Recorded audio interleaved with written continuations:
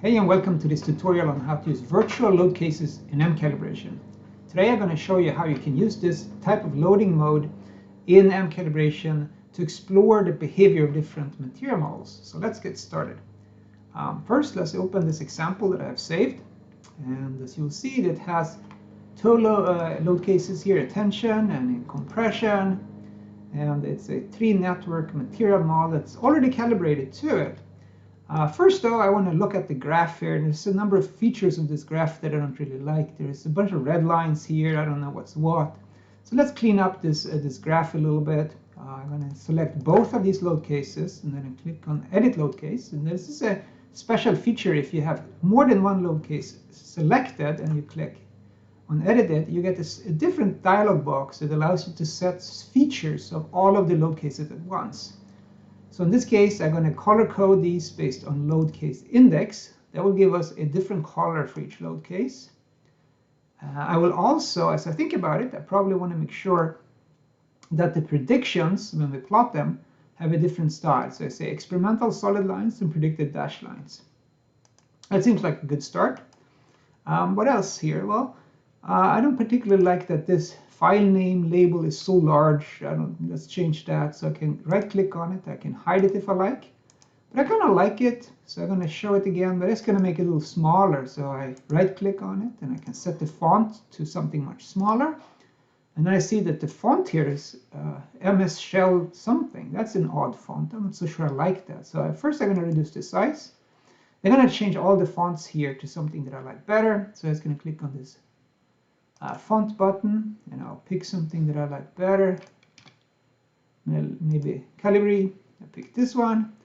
Now we have a little better fonts that can match whatever report that you, in the end, hopefully will put your graphs into. So that's a good start. Now let's see what this material model looks like. I click Run once, and it looks like the predictions, which are the dashed lines here, are really good. Look at that. They're right on top of the solid lines. So this is pretty cool. The 3-network model is a viscoplastic material model that works pretty well for this particular material. This happened to be ultra-high molecular weight polyethylene used in many seal applications and medical devices, etc. The NMAD fitness is the error, the average error, in this case 3.5%. So this looks like a good example. We can use this material model in any simulation we like, but the point here is now I want to explore how does this particular material model behave in a different scenario than we have data for. And that's where virtual load cases come in play. So I want to figure out what happens if I load this up with a different strain rate than what I have, and then I hold the strain constant for a while. How much does the stress relax, for example, from the model? We may not have data for it, but it's something that would be really interesting to find out if this seems like a reasonable model or not. So the first thing, though, I'm going to look at these.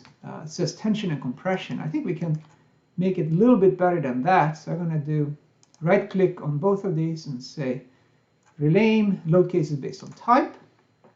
And it changes them to a name that contains an effective strain rate. So see, both of these are pretty low rates. So let's try something faster. See how this particular material model behaves at a high rate. All right, let's take a look. So how do we possibly do that, right? Well, we click on the plus sign to add the load case. I'm going to switch the load case type to this virtual experiments now. A lot of people keep asking me, like, what is this? I didn't understand what this was like. What is this useful for? So this is what you can use. You select this one, and you then get this dialog box that asks you for what you wanted to do. Basically program MCalibration to behave like a test machine. So I'm going to add a few segments here. I'm going to say go with a constant strain rate. So let's do tension. So we're going to go kind of faster though. So that's a pretty high strain rate until we hit engineering strain of 0.5, and there are different kind of targets we can use, but it will take about 1 second, I guess. So we'll do that. And then after that we will let's hold the strain rate constant for a segment time of 30 seconds. How about that? So now we're going to load it to 50% strain, and then we're going to hold it for 30 seconds. I save that, and I can also change if this is tension, uniaxial loading, plain strain, simple shear, or whatever. We can pick a different loading mode if we like. Let's keep the uniaxial here. I'm going to change the color maybe. Well, green is good because we don't have a green color so far, so we might as well keep that one. I'm going to say OK, and here it is. I can now run this here.